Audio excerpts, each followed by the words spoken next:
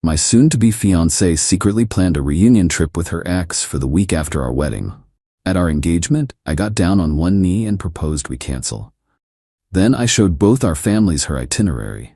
She was left frantically trying to explain her other honeymoon. I, 32 male, thought Sarah, 29, was the one. I really did. We'd been together for 4 years, living together for 2. We talked about the future like it was a blueprint we were drawing up together. The house with the big backyard for the dog we'd get, the silly little traditions we'd start, the whole 9 yards. The ring, a simple, elegant emerald cut that I knew she'd love, had been sitting in my sock drawer for 2 months. Our families were finally meeting at what was supposed to be our engagement party. A nice restaurant, private room, soft lighting, perfect.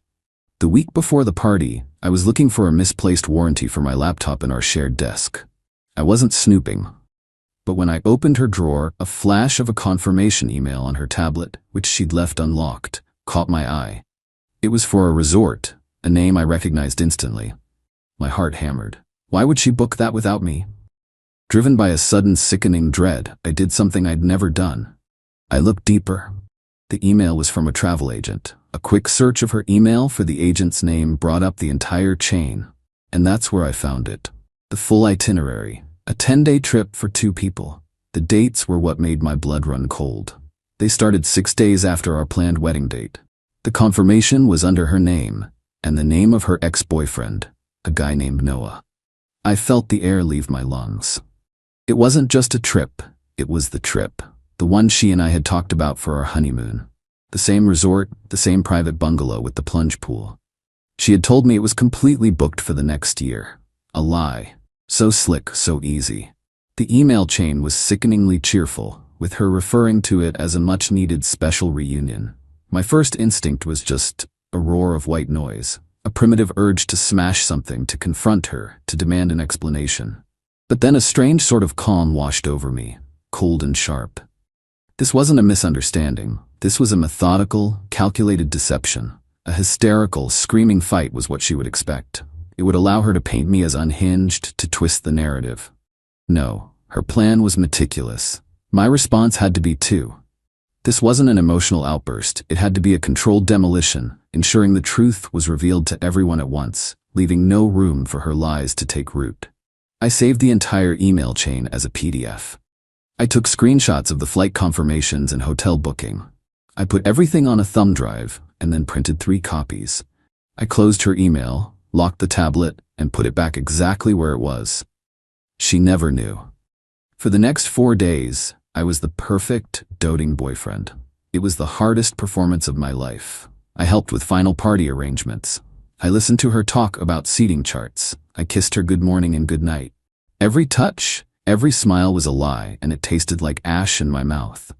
But I held it together. The pain was a physical thing, a cold, heavy weight in my chest, but it sharpened my focus. She had a plan. Now, so did I. The night of the engagement party arrived. Our families were all there. My parents and sister, her parents and her older brother. Everyone was mingling, laughing. Sarah was glowing, squeezing my hand, telling everyone how excited she was. I watched her, this woman I thought I knew, and felt nothing but a profound, chilling emptiness. After the main course, I stood up, clinking my glass for attention. If I could have everyone's attention, I started, my voice steady. Sarah beamed at me, thinking this was it. As you all know, I love Sarah very much. For 4 years, she has been my world. And I've been so excited about taking the next step with her. I walked to the center of the room, near where she was sitting. I saw the anticipation in her eyes, the little smile playing on her lips. I got down on one knee. Her hands flew to her mouth. My mother was already tearing up. I looked directly into Sarah's eyes. I have a very important question to ask you. It's about our future. She leaned forward, whispering, "Yes, oh my God, yes." I pulled out the velvet box, but I didn't open it. "I propose," I said, my voice carrying through the suddenly silent room, "that we cancel the wedding." Her smile froze. It was like watching a statue crack. What are you talking about?" "I think you know what I'm talking about," I said, still on one knee, my voice soft but clear. "But in case you don't, I brought something to jog your memory." I reached into my suit pocket and pulled out the printed copies. Not the originals, never the originals. I handed a set to her parents, a set to mine. This, I announced to the room, is an itinerary for a 10-day trip, a romantic getaway. The thing is, it's not for us. It's for Sarah and her ex, Noah. And it's for the week directly following our wedding. A second honeymoon, I guess you could call it. The emails call it a special reunion. The silence was deafening. I watched Sarah's face crumble as her father opened the papers. He read the names, then looked at his daughter with an expression of pure, unadulterated shock. My mom just stared at me, her brow furrowed in confusion and concern. I believe the term for this is having your cake and eating it too, I continued, finally standing up. So Sarah, my proposal is this. You can have the trip, you can have Noah, but you can't have me. You can't have my family. And you can't have this wedding. I placed the unopened ring box on the table in front of her. Enjoy your trip, I said. Then I turned to our bewildered families. I'm so sorry, everyone. It seems there's been a change of plans. I walked out of that restaurant without looking back, leaving Sarah in the wreckage of her own making, frantically trying to explain her other honeymoon to a room full of people who, just moments before, had been celebrating her future. My future. Update.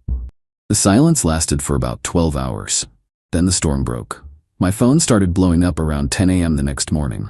A barrage of texts from Sarah, swinging wildly from furious, "How could you humiliate me like that?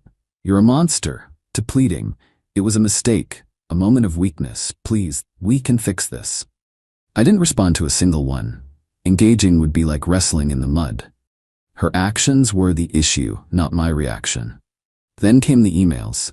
Long, rambling justifications. Noah had reached out. He was going through something. She just wanted closure. The mental gymnastics were Olympic level. The most telling part? Not once did she say, "I'm sorry for betraying you." It was always, "I'm sorry you found out," or "I'm sorry you're hurt." It wasn't all sympathy. I got a blistering text from her maid of honor, calling me a vindictive psycho for what I did. I didn't reply. What's the point? Her brother Jesse called me. His tone wasn't just disappointed, it was conflicted. "Man, I don't know what to say, she's a mess." "But you had to do it like that?" "How else, Jesse?" I asked calmly. A quiet conversation where she could lie and twist it. She made a public betrothal into a sham. I felt the public deserved to know. "When you read those emails, what did it look like to you?" He was quiet for a moment. "Yeah, it looked bad, really bad." The first practical matter was our apartment. We were both on the lease, but I'd paid the $2,850 security deposit. I had the bank receipt. I sent a formal email to Sarah copying our landlord. Subject: lease at apartment address. Sarah, I will be vacating. I will coordinate with the landlord regarding the security deposit I paid. Please let me know your intentions for the lease. The landlord's reply was professional and exactly what I expected. He stated that, per the lease agreement, any security deposit refund at the end of the term would be issued via a single check made out to both tenants. He couldn't legally cut her out of it, regardless of who paid. He also noted that for her to remain, she would have to requalify on her own income. It was the first bureaucratic hurdle, and I knew it would be a fight. Then came Noah, the man himself. He sent me a message on social media. "Noah, hey man, you need to back off. You're harassing Sarah. Whatever you think happened, you've got it wrong. She told me you were a controlling asshole, and I see it now." The sheer audacity. I typed back. Tell me, does your girlfriend Teresa know you were planning a special reunion with my fiancé? Because I have the receipts. His tone shifted instantly. "Stay the hell away from my girlfriend. This has nothing to do with her. You threaten me again and you'll regret it." The empty bluster of a man who'd been caught. He didn't deny it. He just tried to intimidate me. So I made my next move. I found Teresa on social media.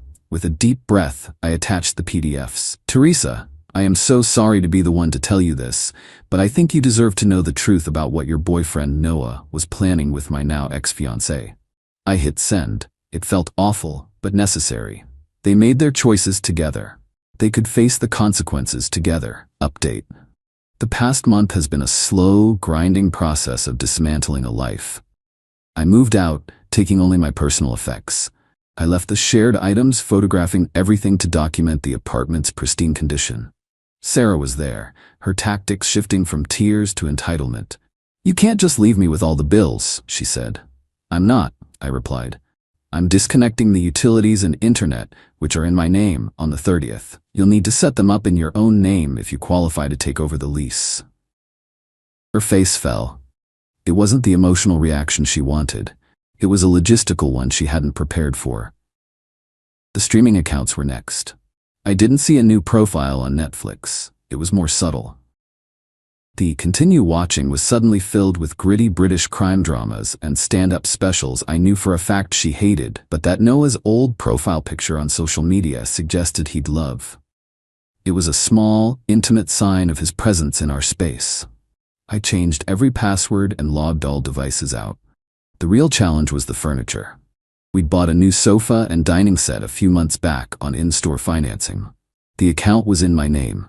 The first payment after I moved out was due. I called the finance company. I explained the situation. The woman on the phone was sympathetic but firm. "I understand, sir, but as the primary account holder, you are legally responsible for the full amount of the loan, regardless of who has the furniture." This I expected. "And what happens if payments are not made?" I asked. "Well, after a period of non-payment, the account would go into default," she explained. "It would be reported to the credit bureaus, which would negatively impact your credit score. Eventually, we would pursue action to recover the merchandise or the funds."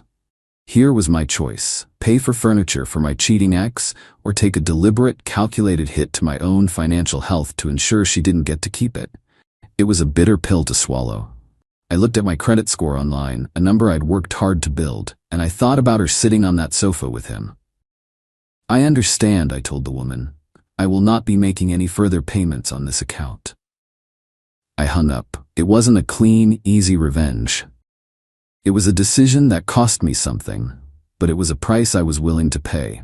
Teresa did reply to my message. It took her a week. She said she confronted Noah, and after a series of pathetic lies, he finally admitted it. She kicked him out. Her message was short, but I could feel the pain in it. She thanked me for the truth. There was no satisfaction in it for me, just a grim sense of solidarity. Final update. It's strange how much can change in half a year. The noise has finally faded, replaced by a quiet sense of order. Justice isn't always a lightning bolt. Sometimes it's just the slow, methodical resolution of paperwork. The apartment situation resolved itself, but not without one last fight. Sarah failed to qualify for the lease on her own and had to move out. As the landlord predicted, the security deposit check arrived, made out to me and Sarah.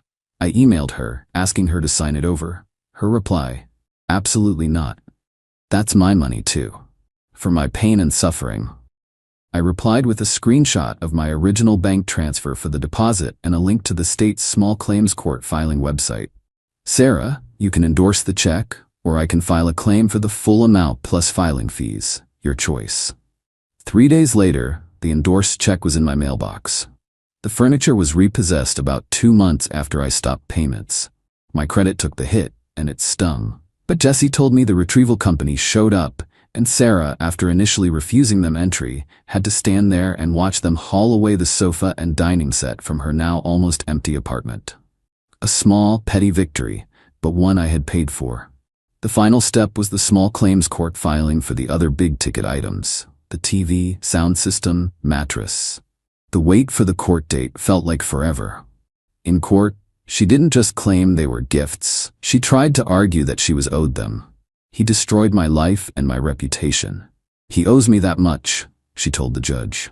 The judge was a no-nonsense woman who was clearly unimpressed. She looked at my pristine receipts and bank statements. "This court doesn't deal in emotional damages, ma'am. It deals in property and proof of ownership. Judgment for the plaintiff." She shot me a look of pure hatred. In her mind, she will always be the victim. I'm okay with that. I heard Sarah and Noah actually tried to make a go of it. It lasted about 2 months. Their relationship was founded on deceit, and it couldn't survive the harsh light of reality: her financial troubles, his own baggage. It turns out a special reunion isn't so special when it's all you have left. I'm rebuilding. My credit score is slowly recovering. I have my own place, filled with things that are unequivocally mine. I took a solo trip a few months ago. There are still moments when the ghost of that betrayal visits. But it passes. My dad, in a moment of wisdom, told me, "You didn't just dodge a bullet, you disarmed a bomb." People like Sarah don't have grand epiphanies. They don't learn. They just find new people to star in their dramas, forever blaming the world for the consequences they create. I'm no longer a character in her story. I'm writing my own now, and for the first time in a long time, I'm looking forward to the next chapter.